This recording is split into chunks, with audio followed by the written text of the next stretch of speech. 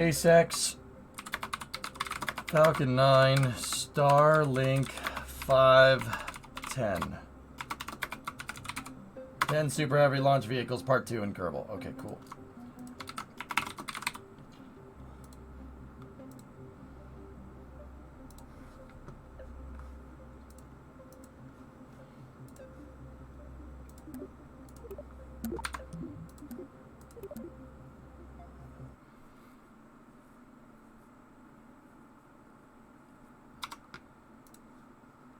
Okay. Bring up this. Fast forward. All right, guys. So we got a Starlink launch here. Man, good timing. 9, 8, 6, 5, 4, 3, 2, 1. All right. So we got Starlink 510 here. These are Starlink V 1.5 satellites. We got, let's see, how many of them are on board? 56 Starlink satellites. This is Falcon 9's 21st mission of 2023. Or 20th mission of 2023. SpaceX's 21st of 2023. And the 215th Falcon 9 launch overall. 225th for SpaceX as a total. This is the 50th orbital launch attempt for SpaceX in 2023. 50. 50 total, not for SpaceX. This is 50 total out of everybody. This is 20. They're 21st, which is still absurd.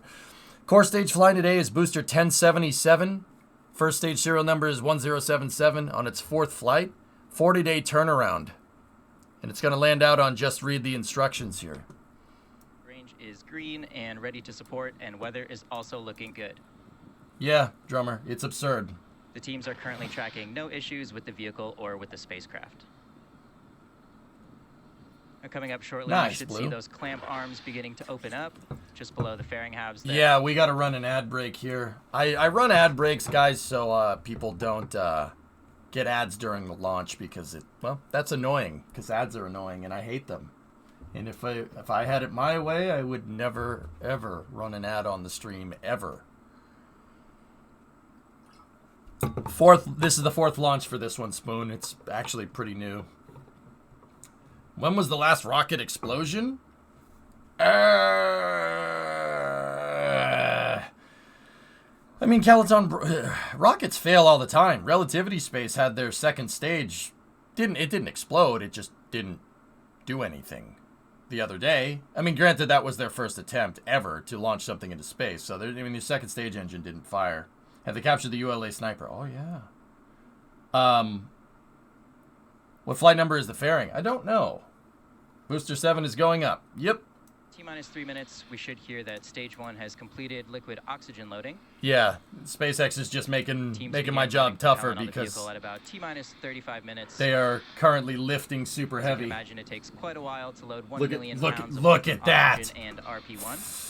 Whoa. Loading these components quickly is just one of the many ways that SpaceX has optimized the process of launching payloads into space. Stage 1 launch. That's nuts. And with that, the Falcon 9 first stage is fully loaded with RP1 and liquid oxygen. We're just awaiting the completion of liquid oxygen loading on the second stage. Yeah, I don't know, John. Yeah. Dude. Should be closing out liquid oxygen John, you loading see on the this, second man? stage in around 45 It's like a seconds. 200-ton first stage. 200 tons. Like, no big deal. Hands. Nah. Looks like quite a nice day down there in Florida. I'm Should be good. getting some good I'm just views gonna of the ascent and landing just phases gonna of our launch today. put this over here and put that over there like that, and then go back You can see over the here like periodic this venting and of do the that, cooled and gas that seems in the area just over-engineered. above the tanks. When that Nothing gas exceeds contacts like the excess, moist Axel. Florida air, the water in the air condenses, forming Especially those with cloud rocket science, formations. man. You want to know what the best way to get your rocket to work? Make sure it works. So it never gets anywhere near its maximum operational limit. Over-engineering is underrated, man. What's going to be the TWR on that? How many engines do you want? Yes, booster. Even with a fully fueled Starship and payload on top of it, TWR should be 1.4, 1.5, probably more than that, dude. Loading. I mean, it's With got that, the 70. Falcon 9 vehicle is fully loaded with 1 million pounds of fuel and liquid oxygen. This booster or first stage that you see on your screen is flying for the 4th time today, having previously supported Crew 5, started. I mean, GPS-3 Space Vehicle 6, and Inmarsat I-6F2. That booster has 72 meganewtons of thrust. So, Super Heavy has 72 meganewtons of thrust at liftoff. Falcon 9 has 9 meganewtons of thrust at liftoff.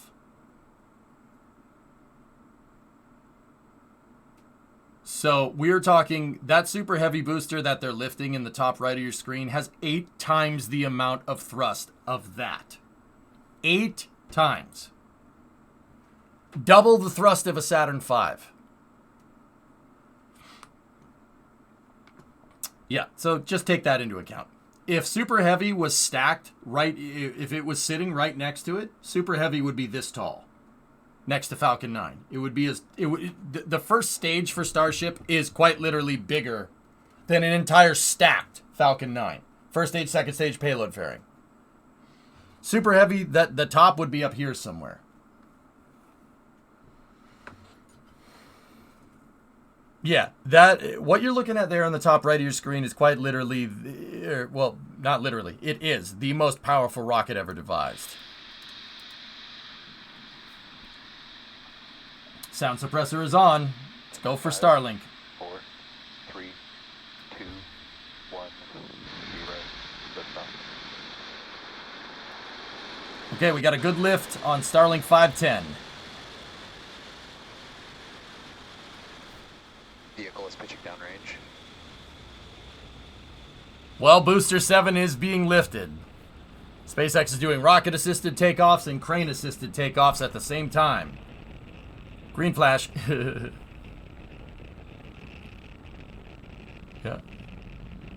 All right, so... Stage 1 propulsion is on. At T plus 33 seconds, Falcon 9 has Stand by for successfully the lifted off from Space Launch Complex 40 next call, in which Cape is Canaveral, Florida Max at Q. 4:01 p.m. Roll Eastern program. Time.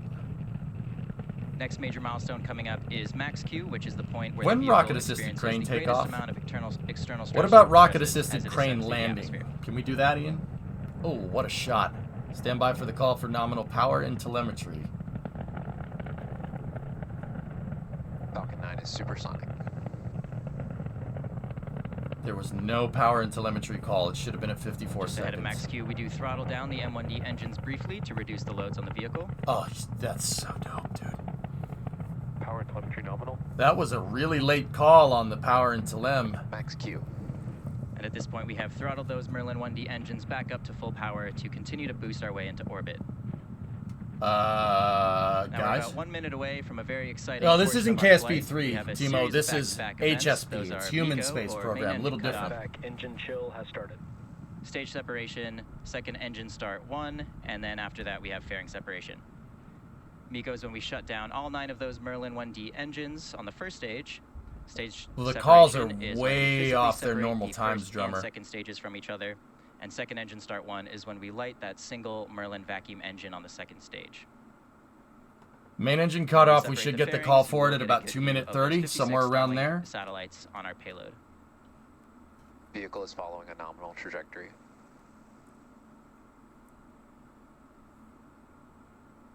Got some great views here of the first stage ascent.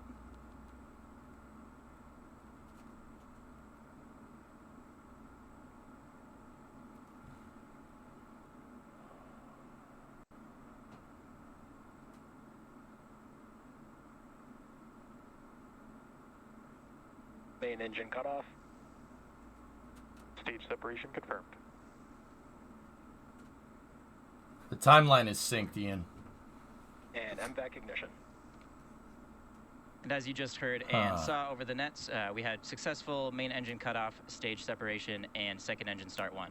Fairings. Coming up shortly, we will be Fairing separating separation confirmed. those 2 fairing halves, and there they go. You can see those Starlink satellites now exposed to the vacuum of space. We will There be goes the attempting fairing. to recover those fairing halves today on our That's recovery awesome. vessel Bob. They're Both going to of those surf fairing down halves on some are re-entry supporting today's heating and then mission for the parachute 7th time. and land. On That the left was, side of your screen is a view of the first stage, with the second stage and its Merlin vacuum engine continuing Yeah, to Wolfie, burn I've on the watched right. a lot of these.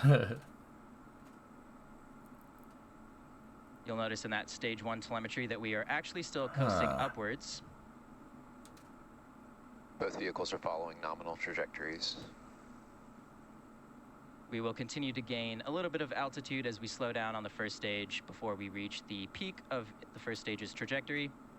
At this point, the first stage will then start to accelerate back down towards the Earth to our drone. I don't think it's any consequence, G, but their max Q and power and telemetry calls were very, very far off the mark of where they usually are. Max Q was way late. We didn't hear the call for it until, like, over here, like, way past the max Q indicator. Now, that could be nothing. It's probably nothing. In fact, if it was an off-time call, I guarantee you Falcon 9's avionics is good enough to compensate for that much of a miscue. That's part of what makes a good rocket fly, is the guidance system. That's really important. However, it also could be SpaceX kind of testing new trajectories. A different trajectory for Falcon would change the maximum dynamic pressure call. It would be at a different time, more or less. So I'm kind of wondering if it's that and they just didn't update the timeline here, or if the calls were actually unexpected being late, or if they just didn't call them right away. Maybe they missed it or something. So I'm kind of curious. Guys, rockets stay on schedule. You stay on schedule. You don't go outside of the timeline. If you're going outside of the timeline, what you program the computer to do, well, that means the computer's doing something that you don't want. And not well understood behavior with rockets does lead to problems.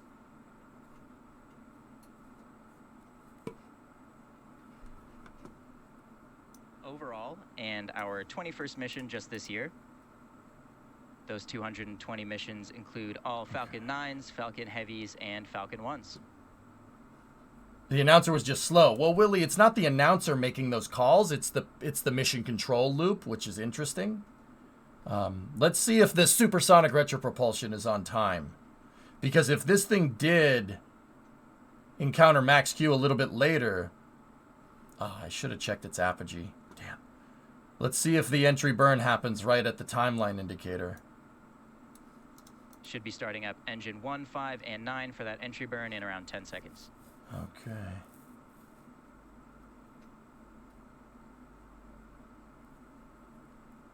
Stage 1 FTS is saved. Stage 1 entry burn startup. Okay. There's that call out for There's stage your 1 supersonic entry burn. retropropulsion. The entry burn is my favorite part. As you can see, we are now slowing down the vehicle for atmospheric re-entry. Not only do they slow the vehicle This burn down, lasts around 20 seconds, so we should be wrapping up here shortly. but Falcon 9's outgassing actually is pushing the re-entry heating away. That's the heat shield. The rocket exhaust is the heat shield, which is really, really cool. Stage 2 FTS is Talk saved. about using There's what that you call for have to your stage 1 advantage. Entry burn shutdown.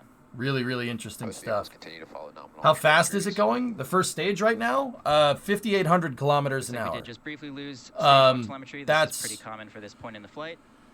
Stage 2 continues to accelerate towards low Earth orbit. That's like 8,000 miles an hour, something like that. Or no, opposite direction. You That's can see just how fast no, we are it's less than accelerating now. 8,000. It would We still need to be reach about 27,000 kilometers per hour 3,500 miles an hour, something like that.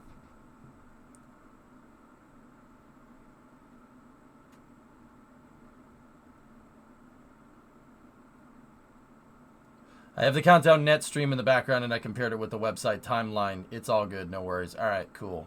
Yeah, it's just they called As it you a can little see, bit we did late. just Transonic.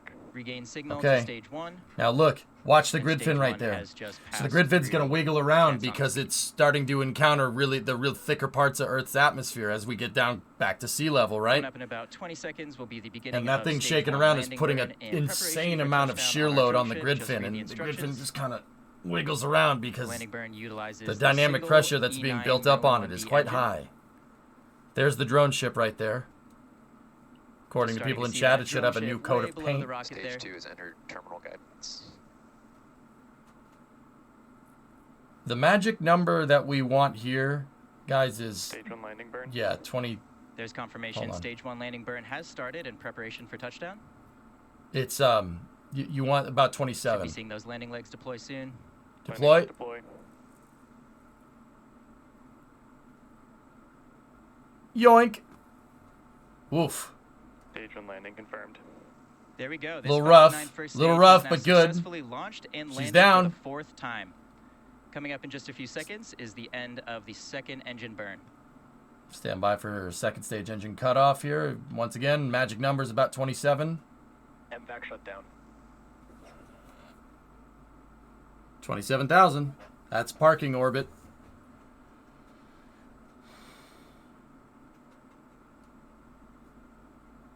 Yeah, man, that drone ship is We did just shut down the aggravating second your engine, sailor senses. waiting on Why? confirmation of good orbit. Nominal orbit insertion. And there it is. With that, today's landing marks our 182nd overall landing of an orbital class rocket. Expect loss of signal Cape. 152 Falcon 9 kilometers. and Is it Falcon still in the Heavy missions. atmosphere? Yeah, it's about 90 miles Confirmation up there. of successful Firework. second engine Yeah, cutoff that's low. and nominal orbital insertion. That will wrap up our coverage for now. Oh, the rust, yeah. Be sure to check back to our social media for Great confirmation shot. of Starlink deployment. Expected loss of signal, Bermuda. Thank you all so much for watching, and we will catch Yeah, I want to see that landing bird one more time, if you guys don't mind. It may have been a little windy. Not as windy as the last Starlink launch that we saw. The last Starlink launch was, dude, that thing was moving all over the place. This one looked pretty smooth. I mean, there's definitely dynamic pressure. A lot of air pressure is being built up on the grid fins. That's why they're shaking around, right? But it looks like she came in a little bit hot there. Like it came down a little fast. I'm going to go ahead and guess that SpaceX probably messed with their trajectory a little bit. They're always trying to optimize Falcon. They have, because Falcon 9 flies so ridiculously frequently nowadays, guys, they basically have, hold on. Oh, yeah. Yeah, that was a little off time. A little bit. Just a teeny weeny bit. That thing still had a lot of downward force coming in. A lot of downward force. She came in hot. So what SpaceX does with Falcon 9 is that they do slight trajectory optimizations all the time. Every Falcon 9, I mean, a lot of them fly on the same trajectory, right? But sometimes they do push the envelope and they change things a little bit. And that's what I'm watching for. That's really what I'm watching for with Falcon. Any changes to the trajectory, any changes to the calls. Rockets stay on schedule. If you're supposed to have main engine cutoff at 2 minute 30 seconds and you have main engine cutoff at 2 minute 45, something is wrong. Something is very wrong. You are not in the intended orbit that you wanted to be. Every Kerbal player knows this. All you got to do is look away for a second, and now your AP for your rocket that you're trying to get into space is like 1,000. It's like, I was aiming for 80. Whoops. Like, this stuff happens, right? So, in Kerbal, in real life, if that happens, you got a big problem. So, what I'm watching for is if they're changing the trajectories or trying to optimize trajectories at times. So what SpaceX does is every Falcon 9's flight data gets uploaded to SpaceX's servers, right? After flight. It gets uploaded to the server, and then what they do is SpaceX has a program that basically compares this Falcon 9's telemetry to every other Falcon 9 flight. They have a database of all the data from every Falcon 9 flight, and it checks against it for anything weird. And if it flags something like, oh, this part got too hot, that's when it'll send an email to one of the engineers saying, hey, this part got too hot on this mission. Like, I guarantee you, some engineer just got an email at SpaceX saying that booster landed a little bit hot because that thing came down like a freaking wrecking ball. Watch this.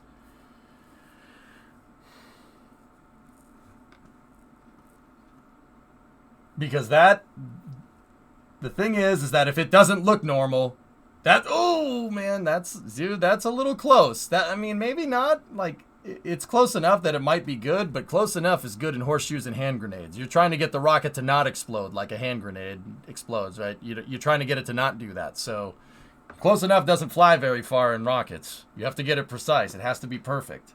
Or at least as close to perfect as you can get it.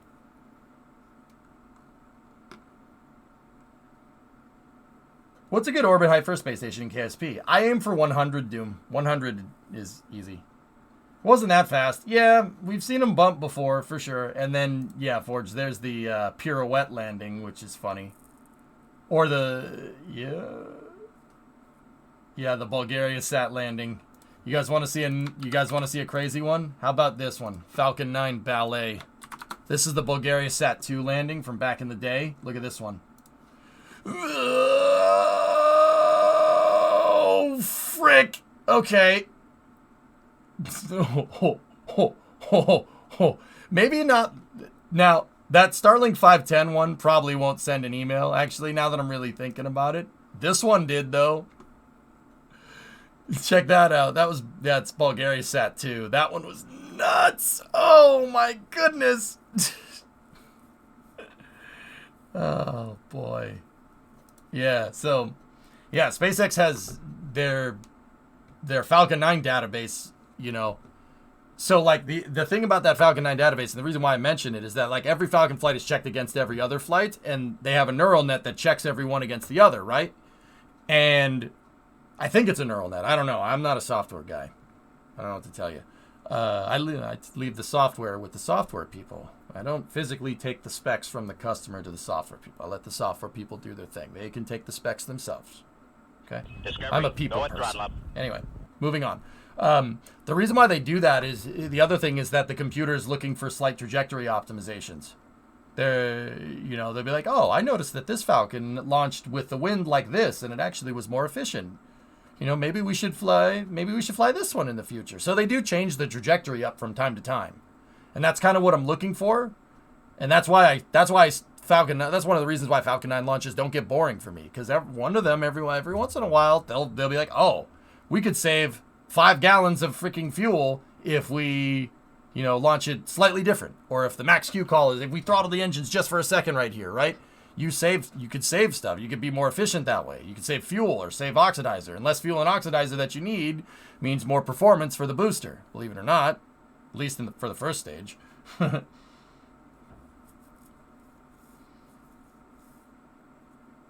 How do the AP and stage separation speeds and altitudes compare to previous launches? Everything else looked fine, Aqualux, from what I could tell. Everything else was on time. We could go check the apogee of the first stage. I'm kind of interested. So on Starlink missions, apogee for first stage is usually between 132 and 135 kilometers.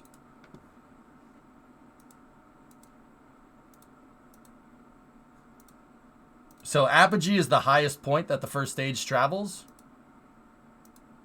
That's awfully low.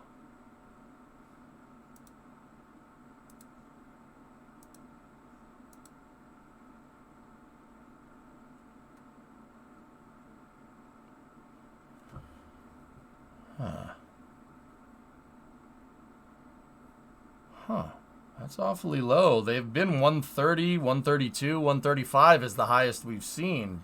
And once again, I'm comparing Starlink launches to Starlink launches because every trajectory is slightly different. So I compare against other Starlink launches.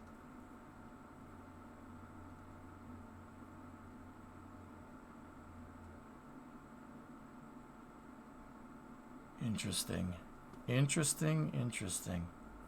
Now, don't get me wrong. I have seen other Starlink missions with an AP this low. I just haven't seen a Starlink mission with an AP that low recently. So they may have changed something. How does the size of Earth compare to Kerbin? Kerbin is 1/10 the size of Earth with the same gravitational pull. Goalie, you got some shots for me, man?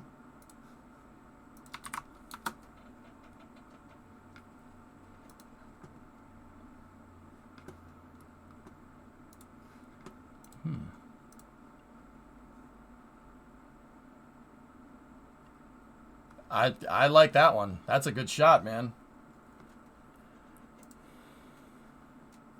Yeah, that second picture is very nice, dude. You are definitely getting better at that. For sure. Those are going in the archives. Yep. How about the supersonic retropropulsion? That was on time, Aqualux, or at least it was on par with this. It's just max Q and the power and telemetry call were way off by 20 seconds.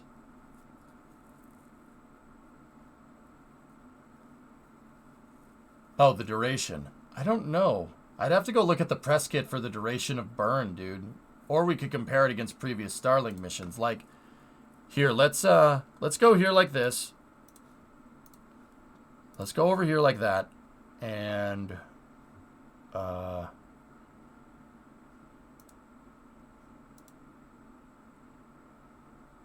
here. This is last week's Starlink mission. Let's go take a look up here.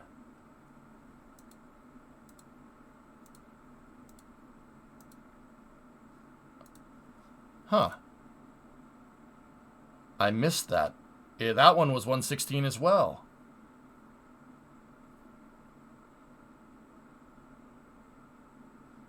Def, what did you see this morning?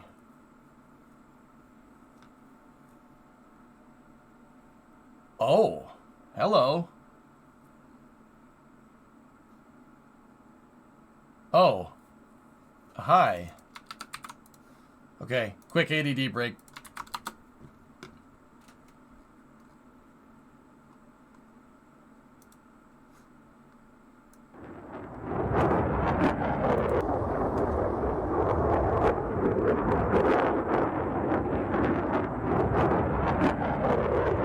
Don't hate that.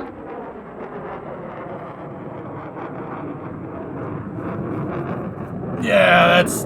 Yep. Okay. You got more? Oh, F-16. Oh, that's dope. That's dope. Yo, that guy came in screaming. Look at that. Yeah! Yeah, that's pretty good. Where's it from? Oh, it's from Place a Clock. Yep.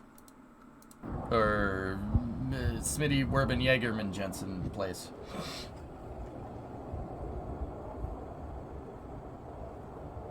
Oh, tell me he's gonna come around, Def. Yeah, baby! Yeah!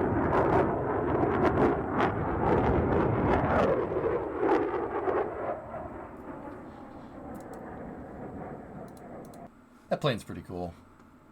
Yeah, that plane's pretty cool. It's pretty cool. I wonder if these might be...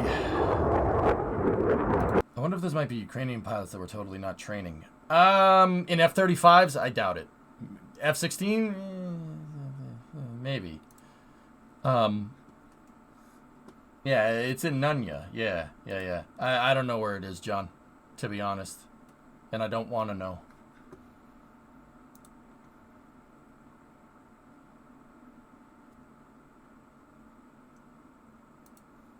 What the heck are they cooking in this timeline?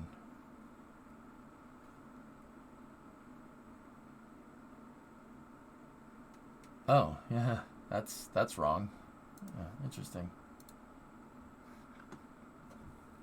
The previous Starlink mission was AP of 130. But wait, this one is from 5 days ago. This is the previous Starlink mission. 114, 115, 116, 115.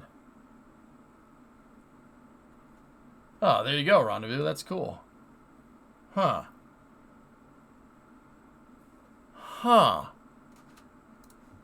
Okay. What about the Starlink mission before that? That's the Starlink mission from 3 weeks ago.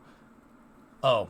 This one might be a little bit of a different trajectory, guys, because it's out of Vandenberg, and it's a polar orbit insertion. It's not flying on the exact same trajectory. It's like I said, it's important to compare missions to missions. So this one launching due south out of Vandenberg is not similar to the one launching that's due southeast out of the Cape, which is what we saw today. But we'll check it just to be sure. Yeah, see? Vandenberg was 134. That's what I'm used to seeing. Interestingly enough. I was thinking that too, Thomas. It's most likely the southern trajectory for Starlink. most likely. But here, let's just see if we can check it against one more, just to be sure.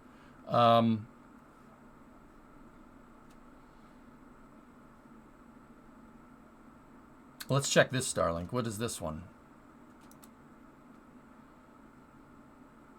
Okay. Here, let's get over here like this. There's a tensioner rod for the V2 satellite, which is pretty dope.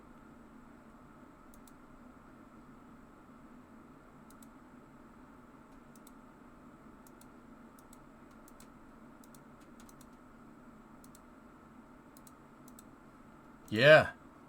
How did I not notice this? Yeah. Okay. No. Yeah. I think it's just a late call. Just a late call, guys. Yeah. That southeast trajectory is like 114, 116, somewhere in there. And don't get me wrong, it's never gonna be exactly the same, but you want it to be pretty damn close.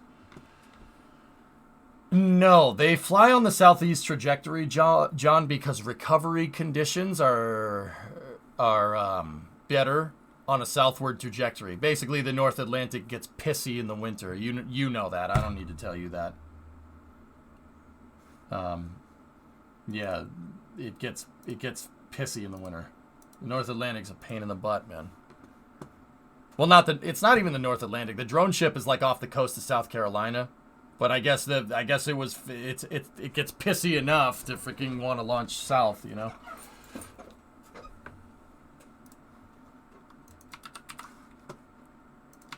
All right, let's see what we got over here. So, just switching gears here a little bit.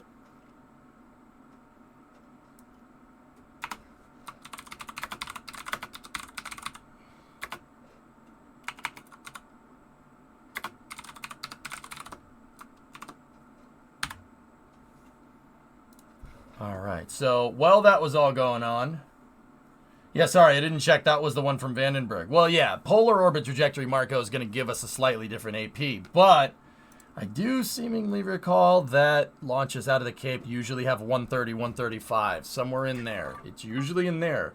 I think that southern trajectory is what's messing with us, but also, you know, that southern trajectory.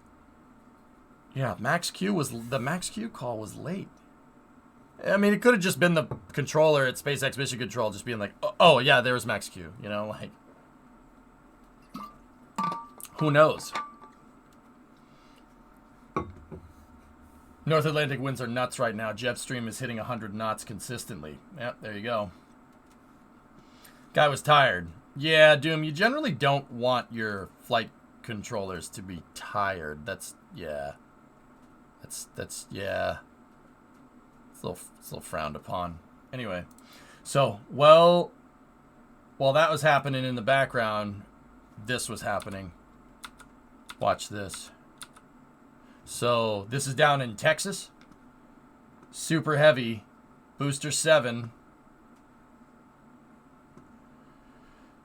Watch this. Yeah, 33 Raptors in this stage here.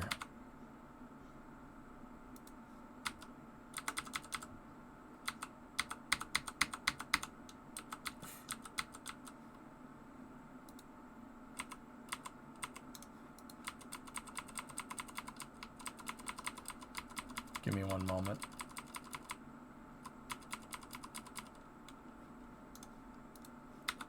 I'm trying to punch it live. I was fat fingering the wrong key.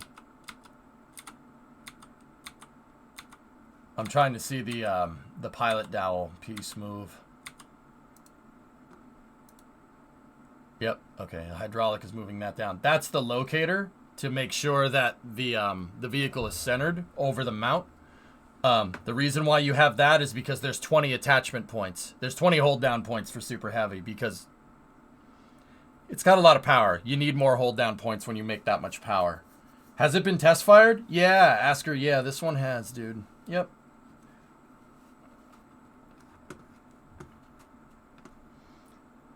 The Starlink satellites are significantly heavier than the other payloads, though. I think that's why it's lower. Yeah, but yeah, it's possible. I don't know. Maybe it was just a snafu, guys. But yeah, the off-timing stuff is what I'm looking for every time, dude.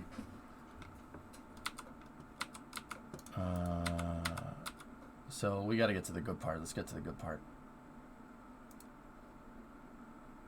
Oh, yeah. So once again, this is not exactly live. This was probably about 20 minutes ago.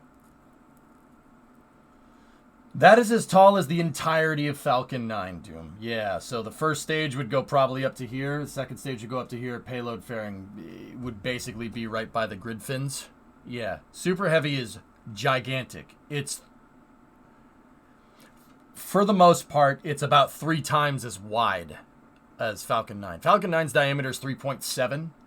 Super Heavy is 9 meters. So it's actually 2.5 times. But yeah, you get it. We've now had 17 launched this year from the Cape already. We have now had 17 launched from the Cape this year already. Yeah. That's, Gully, I mean, I remember when 17 launches in a year was like, damn, dude, that's a lot of launches. You know, now SpaceX is just like, yeah, we're going to launch tomorrow. Okay, cool. All right. Compared to the Saturn, how much wider? So Doom, the Saturn is a 10-meter diameter. Starship is 9. SLS core is 8.4 meter.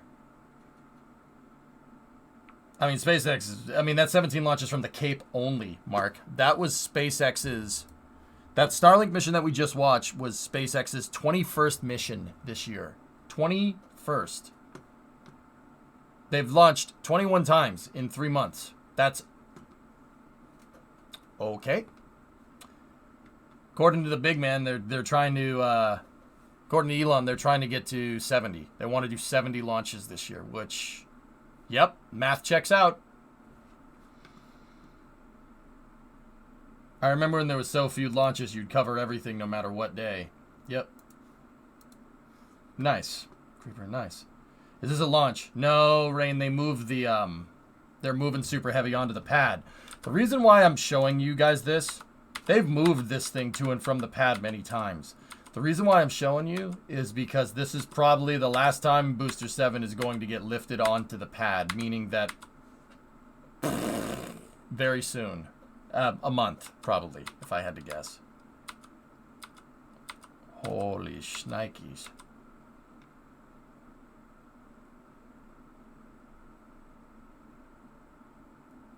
Yeah, it's pretty, yeah, and a Falcon Heavy mission this year, Thomas, that's right. How many engines is that? There's 33 down there, Drac. 33 Raptor engines.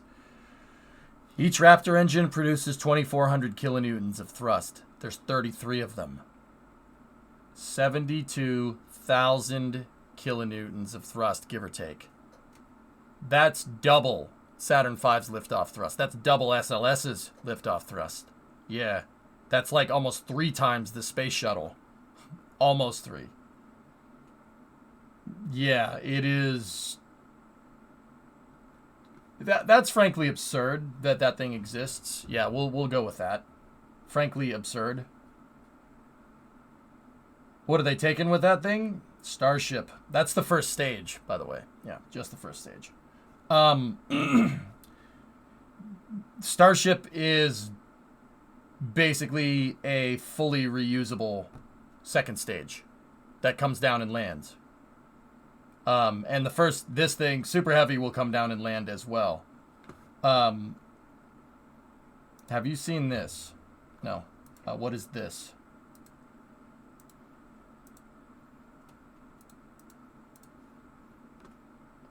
The FAA is in the final stage of completing the launch license for Starship's orbital flight tests. SpaceX should have it in hand in under a fortnight.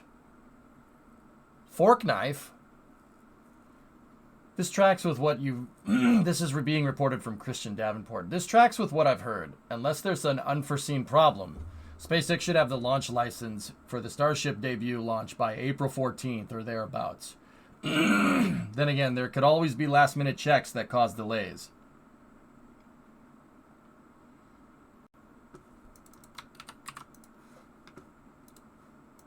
Am I having a stronk, or did he say the same thing twice?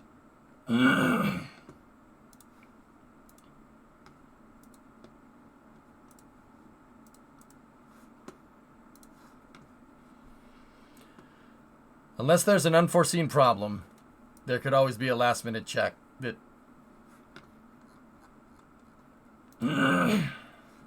Yeah, Doom. It's a frankly absurd amount of power.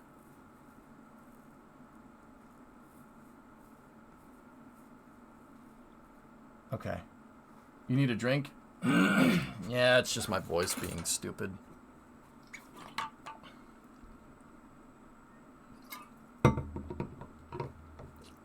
Problems and checks are different things.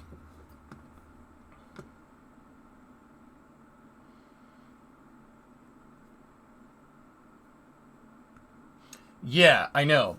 Tessa. Unlike you when you were writing essays in high school and it had to be a certain amount of words and you added a lot of fluff sentences that literally mean the same thing technically in different ways, I try to reduce my explanations to their minimal amount to not just sit here and flap my gillet all day.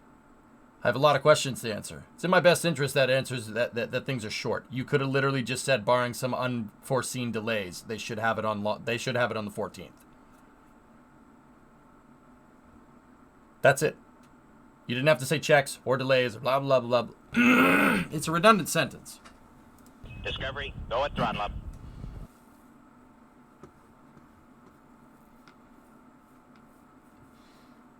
Essays. You did essays in school? Yeah, that's not the own you think it is. Thank you for demonstrating your lack of understanding of the English language. Thank you. Thanks for proving my point. Anyway. You're a redundant sentence. No. You would be like, you are a redundant sentence, but also your sentence does it. That means the same thing twice. That's literally what I'm talking about.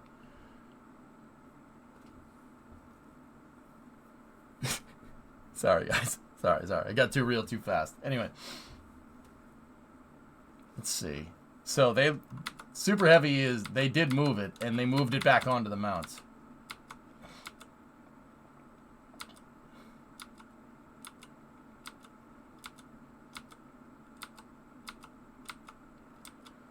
Are 39 and 42 engines on the table? Why would 39 and 42 engines be on the table? That's 33 of them, Erudite, is not enough? Is that not enough for you? There's 33, man. There's 33 Raptor engines on there. What are you going to look at that and be like, add more boosters? I'm pretty sure SpaceX already took Jeb's advice to a T here. Add more boosters. They did add more boosters. They just made it into one big thing. Why did they use so many engines instead of fewer larger engines? Seems like more points of failure. Now, Erudite, if that's what you're talking about, then there's a good point. Zombie, that's a really good question. Okay? So, think about it like this. You have 5 motors, right? Say you have 5 motors in your first stage. Say SpaceX wanted to make 5 big rocket engines instead of 33 of those Raptor engines. Okay? Now say they go to launch the vehicle. 5 engines ignite. It makes it off the pad. And then one of the engines croaks. Zombie. Now you're down 1/5 your thrust. You're down 20%. Now the other engines, now you have to throttle those up to compensate. And because you throttled those engines up, those engines fail. Because they're not designed to... They're already a gigantic freaking rocket engine. See what I'm talking about? Having less engines is actually, like, especially when we're getting into super heavy lifting like this, losing an engine means you fail the mission. SpaceX could lose 3 or 4 engines on super heavy. Not an issue. Not an issue. They could lose half the engines. It probably still wouldn't be an issue. Actually, I mean, that's just with the way super heavy is engineered. With my analogy, that doesn't really work right because we're talking about factors of over versus under engineering. Super Heavy has, like, double the amount of thrust required to move Starship into space. The reason why is because Starship needs to... You want to get that thing out of the atmosphere as quickly as you can. So, Starship... The name of the game with first stages is really the TWR. The TWR is a big deal. If your rocket can aerodynamically take the loads involved, the quicker you get it out of the atmosphere, the better. So, over-engineering it and giving it double the thrust that it needs... means that it's going to get out of the atmosphere really, really freaking quick, which is what you want. And believe it or not, more TWR in your first stage actually means more delta V for your rocket, because it's less time fighting gravity. That's the second stage's problem, you know what I mean? Doesn't that violate Elon's philosophy of the best part is no part? Yeah, technically green, but there are other factors at play here. It's not always one particular reason with rockets, guys, and this is what I see, like, people on Twitter argue about semantics with stuff all the time, not entirely realizing that one solution can solve 3 or 4 different problems at the same time, right? And this is why, to understand that mantra, it's very much contextual, green. So what do I mean by that? Okay, well, first of all, in Zombie, this is the second part to this question. 5 engines, you lose it. Your engine out capability goes down. You can afford to lose more engines with a lot of them. But here's the big one. That is one thing, right? That is one thing, and that definitely does play a thing into the design. And the engine out capability. They could lose 2 or 3 engines. It's not a big deal. Now, here's the second part, and this is probably the reason why this is the way that it is, green. Elon's, the best part is no part, so you'd think he'd favor less rocket engines. Well, here's the thing. Rocket engines are a pain in the butt to manufacture, and it's very, very, very, very hard to scale up a rocket's design, especially a conventional, like, liquid fuel impeller-fed, so like a turbo pump. A liquid fuel impeller-fed rocket engine is hard to scale up. There's really not that much of a benefit to making a bigger first stage engine.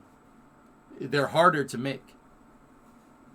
Because the bigger the rocket engine is, the more fuel you need to deliver. So that means you'd either need 2 turbo pumps that are feeding it, or 3 or 4 or 5 or 6 or 7 turbo pumps feeding one gigantor freaking rocket engine, or you need to find a way to make a bigger turbo pump. At what point does, it just make sense to make a bunch of smaller engines? So the point that I'm really trying to get at is that smaller engines are easier to manufacture, which is ironic because Raptor engines are not small. They're just small compared to super heavy. Zombie, that's the big one. That, engine out capability is good, right? That's a good reason. But dude, building a bigger rocket engine is not just, let's just make everything double the size. It doesn't work like that. No. You're asking, like, there's only so, there's a bunch of different reasons why they don't scale correctly.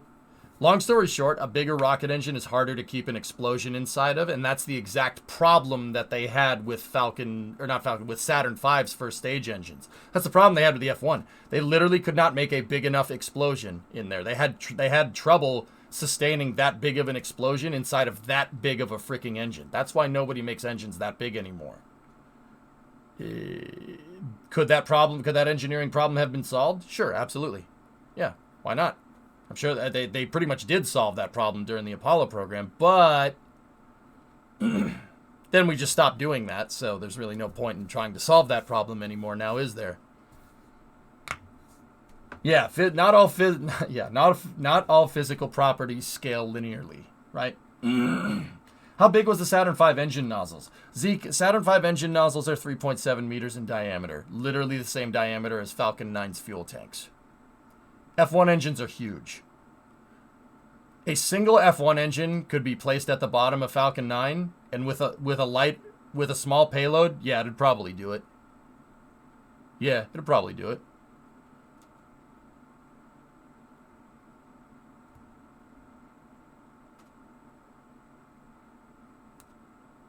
Yeah, all liquid dynamics are not scalable. That's another thing, Super Hello. Yeah, that's another really good point, dude. You can't just move 1,000 liters a minute, and if your impeller moves like 1,000 liters a minute or something, which is it's pretty fast, right? If your impeller moves 1,000 liters a minute, you can't just make it go. You can't just make a bigger impeller that moves 2,000 liters a minute. That's a really hard problem to solve, because you need something that is big enough to be able to move twice the amount of fuel. Twice the amount of liquid. That's a lot. That's a hard problem to solve. Now, we could get into turbo pump design. Do you make a wider diameter impeller, or do you make a similar impeller spin faster? Now we're getting into the real nitty-gritty of propulsion. This is why they don't make bigger rocket engines. It's hard. You're starting to change a lot of things, and you're going way too far out of what we know works correctly. So, honestly, like Zombie, the biggest reason is because they're easier to manufacture when they're smaller. The ironic thing about this, dude, is that Raptor engines are insanely powerful for their size. They're not really big engines. Raptors are, I don't know. Let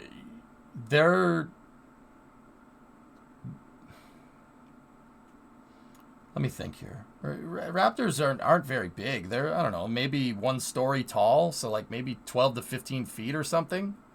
So that's like 4 meter tall. They're not very big for the amount of power that they put out. They put out an insane amount of power for the size, that's because of the full flow stage combustion, but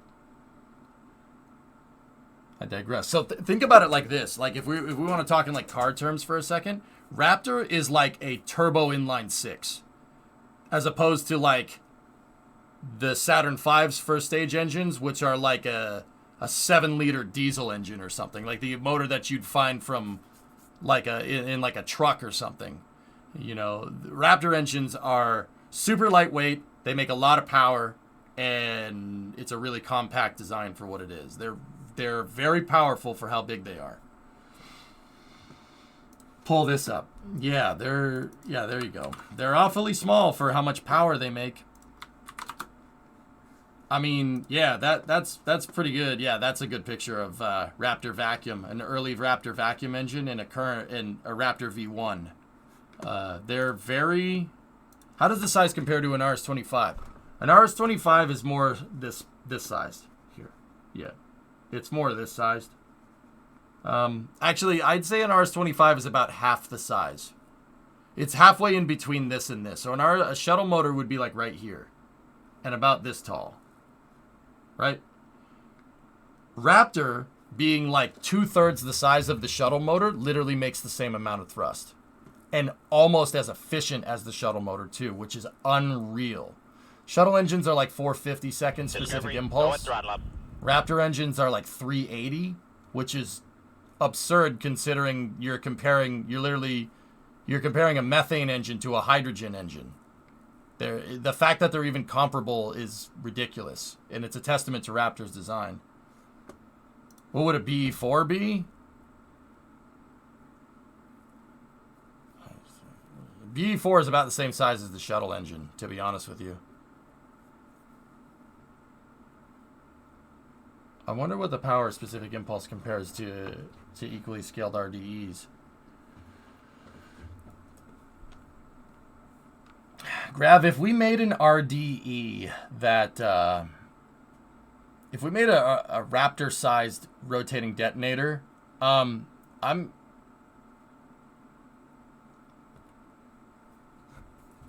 it would really come down to how the speed of the detonation wave exiting the rocket engine. You could discern specific impulse from exit velocity out of the nozzle.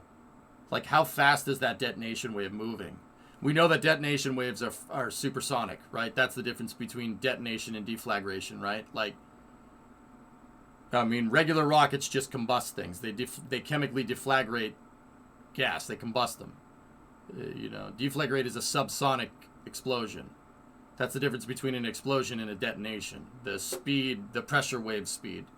With a detonation, it's supersonic. So we can, I mean, how supersonic are we talking here? Is the rotating detonation engine ejecting gases at Mach 5?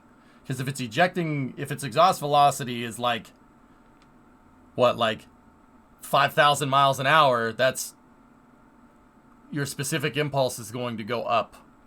And the higher that exhaust velocity, the better total impulse. So you get better specific impulse from there. In car talk, what's a BE4? Think of if I said Raptor is like a turbo inline 6, right? So if Raptor is like a 2JZ goalie, BE4 is like a Barra engine, 4-liter turbo Barra. It makes more power, but that 1J has a lot more on the high end. B4s are very powerful engines for their size. But yeah, Raptor has more on the high end because of the stage combustion. Just showing help all as well. Yeah, Matt. Do you think Relativity will beat Blue Origin to orbit? Maybe. Yeah, looks like they wanted to get that lift in before the fog. Man, a culture knows what a Barra is. SVO, this ain't my first rodeo, man.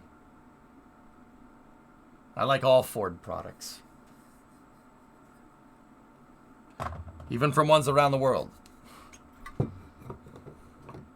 I'm curious how the heat loading on an engine nozzle during launch compares with re-entry heating. It's way lower, Farron. Way lower.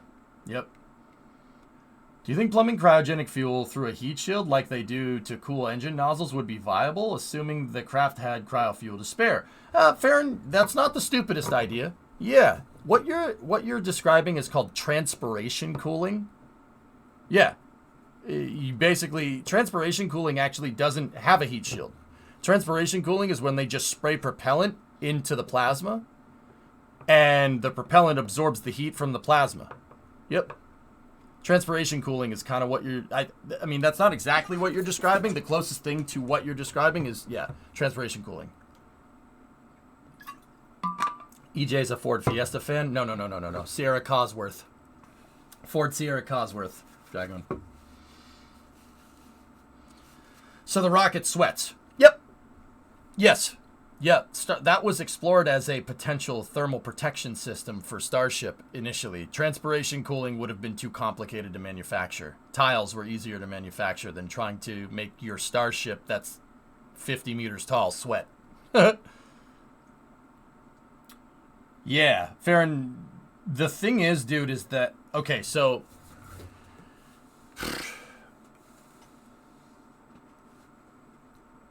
Okay, so say you wanted like a liquid methane heat exchanger on your capsule that's coming down or whatever you're re-entering through space, right? Liquid methane only can absorb so much before it becomes gas, right?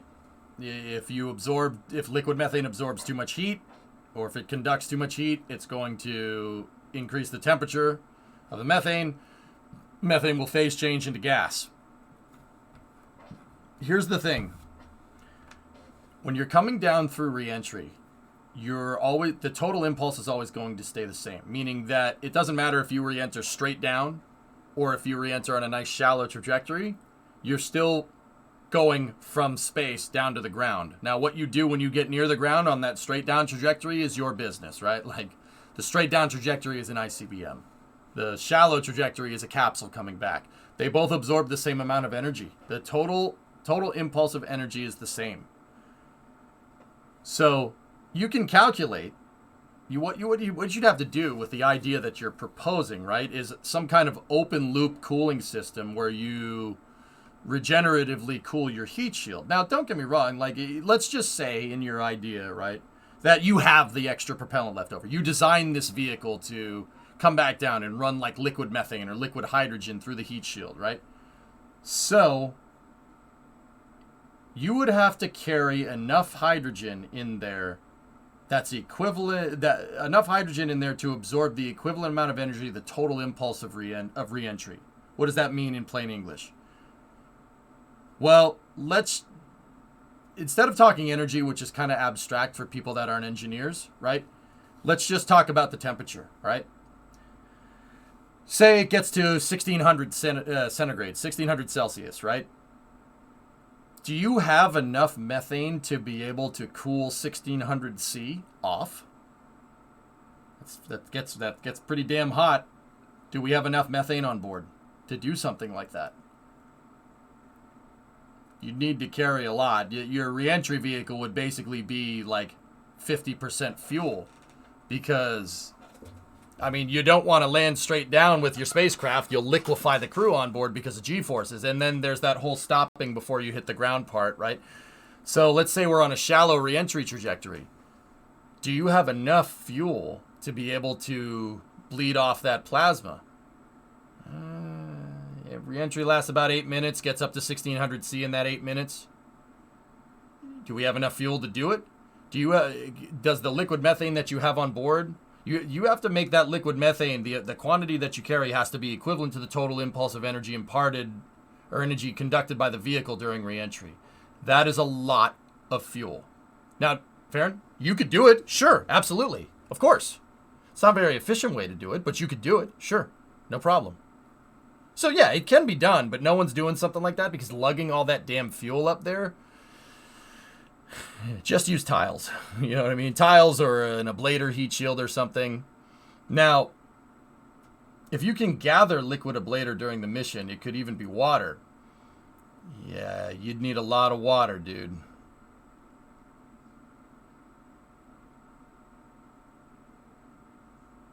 Fill your empty tanks up with water in space or on the moon. Well, why water, dude? Why not put? I mean, if we have the equipment to be able to mine ice on the moon and store it in a water tank, why not take that and turn it into rocket fuel? If your spacecraft uses liquid hydrogen, right, and liquid oxygen, like a space shuttle or SLS or a Centaur stage or something, why put it through a saboteur, separate the hydrogen and oxygen, and make rocket fuel? Right? So, like, scavenging water in space is for heat, for heat shield cooling doesn't make a lot of sense, right? And once again, I'm not saying that can't be done. Of course it could be done. You could literally have something that makes it through reentry by spraying water at the plasma. Sure, absolutely. But you'd need to carry a lot of water. You're drinking the wrong water. Do a fuel-intensive retro landing instead of heating was a concern. Now, Farron, here's the cool thing. So we just watched a Falcon 9 land, right? We watched the Falcon 9 launch and land. Falcon 9 does an entry burn, okay? This is another thing that might be in the ballpark of what you're describing. It's close, but it's not I know what you're saying. You're saying a heat exchanger on the heat shield. Now, once again, the reason why I said you wouldn't do that is because there's easier ways to do this, okay? Instead of scavenging all the freaking water, right? You know, and then using that for your heat shield for your spacecraft, you could do what Falcon 9 does. Falcon 9 does that entry burn, right? Now, the entry burn is called the entry burn for a reason. Now, on the SpaceX cast, they always just say the entry burn is there to slow the rocket down. But they don't exactly say why. Why does the rocket need to slow down? Well, remember how I said when you're re-entering, and you re-enter on a shallow trajectory versus a steep trajectory? And they're both going to absorb the same amount of heat. Total impulse is the same. You absorb the same amount of energy, right? The thing is, doing it this way, you're going to absorb the same amount of energy in a shorter period of time. So your peak heating is going to be way higher. Up here, right, you're absorbing the same amount of energy over a longer period of time. So your overall highest temperature stays low. That's part of the reason why we come in on shallow trajectories with shuttles, Starship in the future, pods. They all fly really shallow trajectories. And if you're coming back from the moon, they even skip off the atmosphere like a stone, like skipping a stone over a pond, right? They do that on purpose for heating, right? So Falcon 9, when it comes in, is coming in on a relatively steep trajectory. It's not going orbital speed, but it's still going fast enough to create re-entry. Now, that entry burn is there to mitigate the re-entry heating. The rocket exhaust is the heat shield. You don't even need something as cool as water. Rocket exhaust is cool enough to make it work. That's called supersonic retropropulsion. Yes, I said the thing. Supersonic retropropulsion is an idea that was pioneered by NASA for landing big payloads on Mars. And the idea is that you don't need a heat shield if your rocket engine is shooting its exhaust gases at your re-entry heat. And the exhaust gases become the heat exchanger. Now, I know what people are going to say. Rocket exhaust? Rocket exhaust is that's hot, EJ. Isn't that warm? Yeah. Oh yeah. I wouldn't stand next to a rocket. No. Rocket exhaust is very, very, very hot. Like 800 C hot. Yeah, it's very hot. Re-entry heating is 1600 C. We're talking about an 800 degree centigrade change there. That is enough to keep the rocket cool, to keep Falcon 9 cool when it comes down and lands. That's enough. 800 degrees is a big difference. Exhaust is chilly compared to plasma. Yeah, they shoot. SpaceX shoots fire at plasma. They don't fight fire with fire. They fight plasma with fire. That's the heat shield. Now, see, Farron, you're talking about your heat shield, LOX or water heat exchanger heat shield thing. That's a good idea, right? That's cool. But remember how I said there's better ways to do it? You already needed the rocket engine to get up there. Use the rocket engine to get down, too. That is using what you already have. That's a much simpler way to adjust the same problem. Now, once again, there's nothing in practical physics that's saying that that your idea wouldn't work. Of course it would work. You need to carry a lot of water, sure, absolutely. But with Falcon, like in Falcon 9's case, you're not carrying water, you're carrying rocket fuel. You're carrying part of water, so kerosene and liquid oxygen, right? I'd rather that. I'd rather that because your rocket's already making that. It's something you already have. See what I'm talking about? Do the most with the fewest components. Bingo. So where your mind's at is on the right track. That's the right idea. There are other ways to do it. Ablator heat shields are great. That's tried and tested. But if we want to go reusable with space flight, dude, we want to get to the point where it's like a plane taking off and coming back down. Yeah, we need other solutions. That's where your mind's at, right? Like that's where you're going with this. I would assume, right? Like that. Screw me for assuming, but I think that's the context of this conversation. Imagine an Inconel capsule vessel with perspiration cooling. Perspiration cooling. Full on sci-fi. Yeah, no, Blue. It couldn't. I'm not saying it can't be done. Sure, absolutely. You could have a heat exchanger heat shield. Yeah, sure.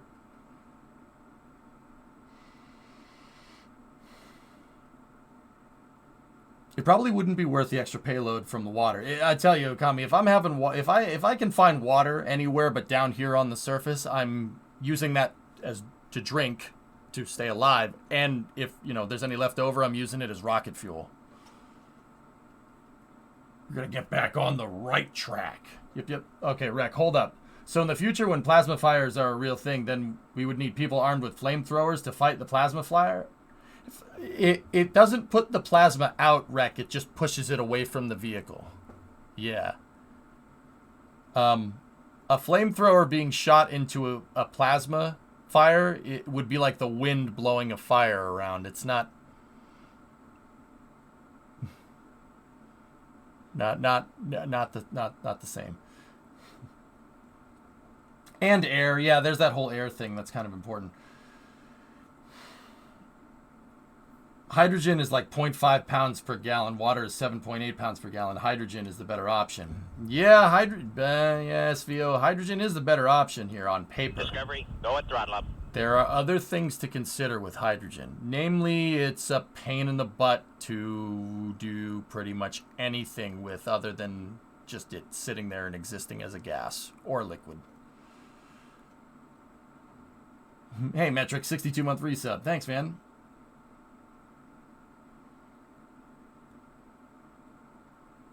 Hydrogen is better on paper, and it's very alluring, like, oh, we should just use hydrogen for everything. Thing about hydrogen is that it's, well, we know from the Hindenburg that hydrogen really likes to explode. It very efficiently explodes everything, and it very efficiently will find a source of ignition and an oxidizer, and very efficiently will go up in flames, quite literally. With rockets, that is a problem that you have to consider. With anything that has some type of hydrogen system where you're pumping liquid hydrogen around, you have to be worried about A, the pressure in the pipes, so the pipe head, and B, you have to worry about gaseous hydrogen purge. Your spacecraft is literally going to need a Bunsen burner attached to the side to siphon the hydrogen gas that is a byproduct of moving hydrogen propellant around. Now, you could recondense it, sure, absolutely. You'd still leak. Hydrogen leaks. It leaks everywhere. And the only way to really move liquid hydrogen around efficiently is to take into account those leaks and have a scavenging system. SVO, think exhaust gas recirculation. Kind of like that. Like EGR on a car. It's the same idea. I do not leak. You leak. Hydrogen is like sand. It's clear, odorless, and it gets everywhere, and then blows up.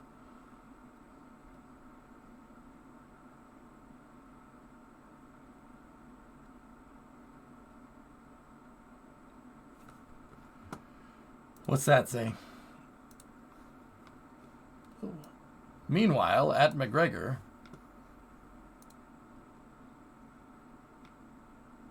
Nice. That's cool. I like that. That's neat. Yeah, if you can't keep it cold, it'll turn to gas, and then it blows up. Yeah, it's a pain in the butt to maintain. Yep. Our world would be quite different with explosive sand. Yeah. I mean, you're not wrong.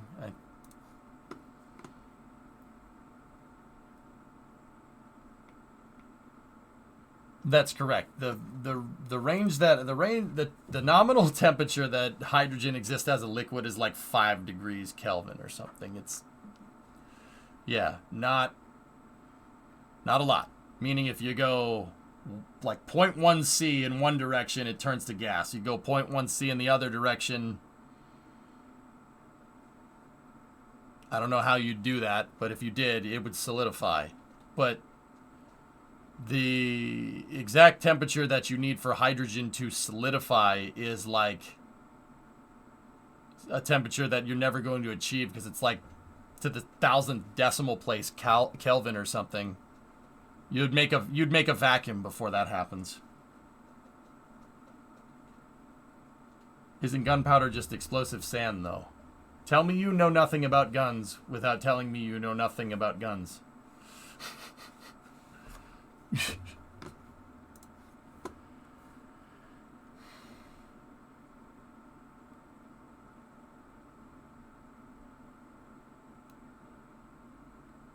I know nothing about oh, I messed it up. Hey, Raptor test.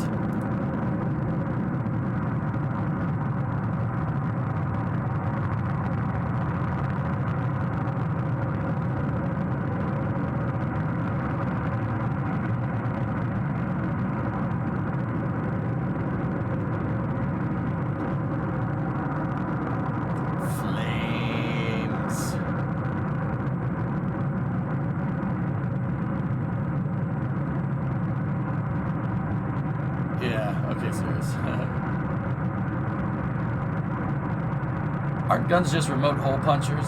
I'd like to think of firearms as corrupted SRBs, if you really want to know it twisted. They're just a corrupt solid rocket booster.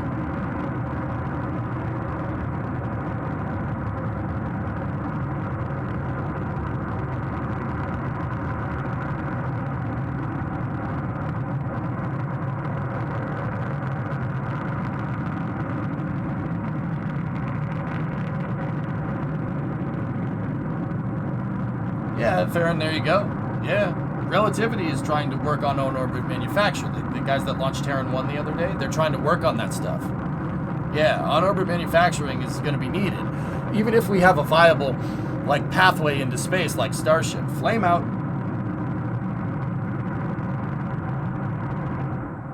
Yep, there we go. Good test. It's a Kraken drive via SRB. Yeah, you could call it that, Oculus. Yeah, it's just an SRB that's lost its way. Discovery, go at throttle up. Seriously though, can you imagine if we used the GEM-63 as a powder keg? I don't think the material science exists to create a breech and a barrel that would be able to withstand that kind of chamber pressure. And what kind of bullet are we firing? You know what? That's a question for another day.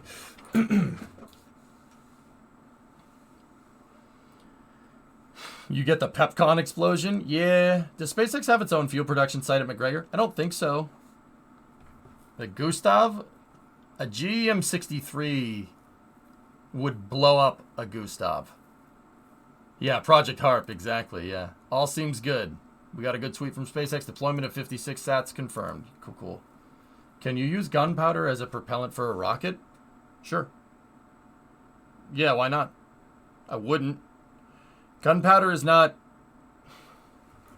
You could, sure, absolutely. Gunpowder releases a lot of energy really, really quickly, but therein lies the problem, Erudite. With a rocket, the whole point is to not explode in one big shot. Right? That's... Right? You don't want it to blow up on the launch pad. You want to contain said explosion and harness it to go up, right? Gunpowder is not designed to do that. Gunpowder is designed for maximum, okay, we're going to nerd out here for a second, all right? So gunpowder is basically designed to explode as quick as possible because the quicker the impulse of the gun of the gun propellant, the quicker that impulse is exhausted. So basically how fast that gunpowder explodes is directly proportional to your combustion chamber pressure inside of the gun, right? So if it was an SRB, the pressure would go up and then it would go down, or it would just keep going up, right? You don't want that. You want maximum explosion and then for a short period of time, right? With a rocket, you don't necessarily want that. You want a pretty good explosion, and then you want to keep it going for a long period of time. And because of that, gunpowder is not... It's not going to give you the best specific impulse, right? Because gunpowder is designed to exhaust total impulse in a second. Solid rocket boosters are basically a cousin of a shell casing, right? Like of a bullet. Only an SRB doesn't have any bullet, and it's designed to not release all of its energy at once.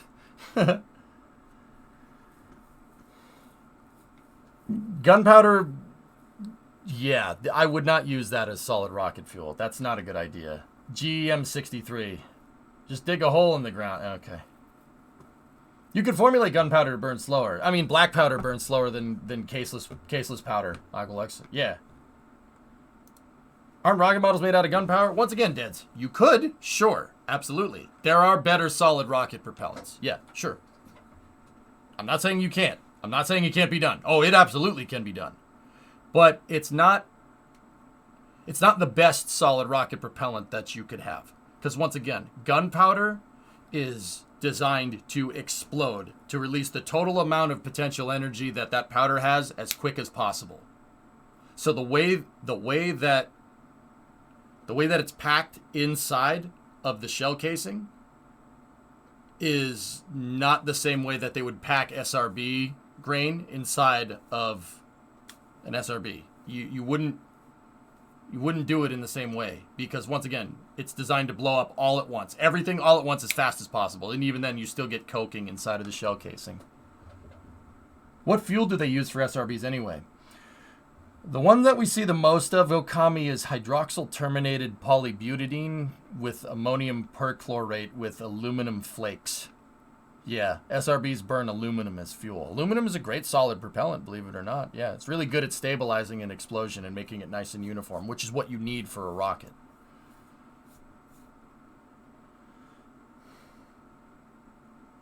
Yeah, so, like, think about it. If you had, like, a bullet worth of white powder here, like smoke, like caseless powder, right? So just a bullet, right, with no bullet on it, and then you had the same shell casing with SRB propellant in it, this one would burn for a lot longer.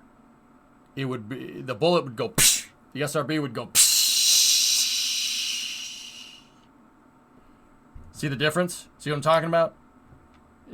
It's the amount of time that the total impulse of energy takes. With a bullet, you want it to be as quick as possible, because the SRB needs to be lit, it needs to stay lit, it needs to go, right? The bullet is just bing, bye-bye.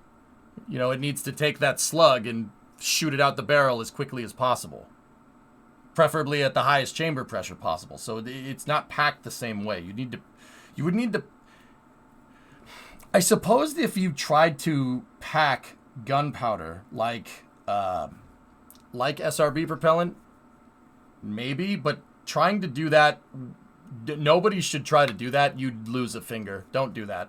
Don't do it. Not a good idea. Yeah,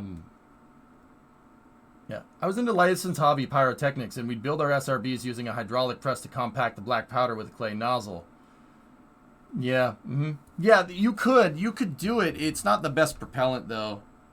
There's commercial off-the-shelf stuff that's easier to do anyway, like an Estes rocket engine, for instance. Like, I honestly wouldn't, like, no, dude, and so let me just say this, you know, I'm cool with having this conversation, but let me just put this in there. Do not try to make your own rocket engines unless you really understand the physics involved. Don't do that. And even if you do understand the physics, make sure you go through the proper channels. Because if you go around trying to source the stuff to make solid rocket fuel, yeah, people will find out and they'll come to your house. Don't do that. Don't do it unless you like losing fingers. Yeah, you like, even me, I know what I'm doing. I still would not attempt to do that myself. No way. Absolutely not.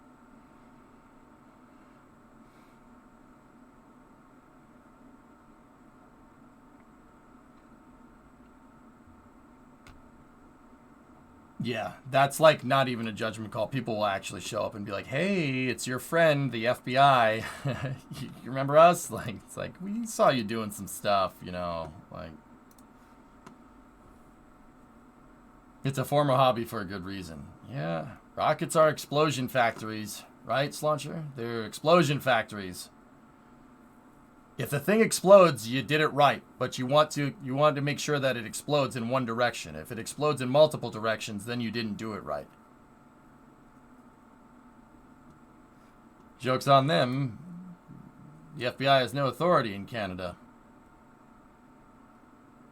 All right, fine. We'll do the Canadian version. Hey, it's your friend, the RCMP. Yeah, we've come to talk to you about some stuff that you've been buying there, bud. Yeah, it's me, your friend, RCMP. Oh, yeah, no, yeah. We're your buds from down the street. Hey, we got to talk about that stuff you were buying there, guy. It's, you know, it's me, your friend. Look, you know, I rode in on a polar bear. It's great. I'm from Discovery, Quebec. Go at throttle up. Well, I don't...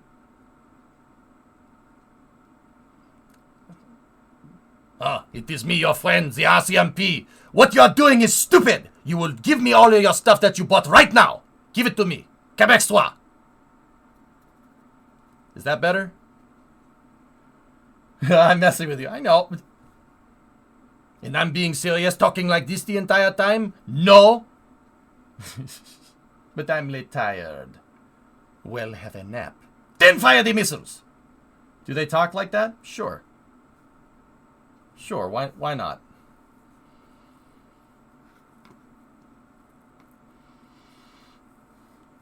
C'est le GRC in Quebec. Merde. I got it wrong. Yeah, you guys always take the letters and just move them around a little bit. I don't know about in Canada, but in France, that's how it totally would go down. All right, J-Hill, thank you. Angry Italian? Italians wouldn't even talk to you. They just break into your house and take it.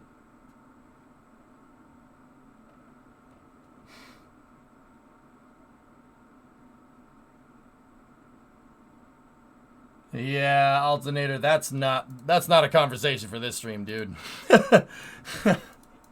Nah, that's not a conversation for this stream, homie.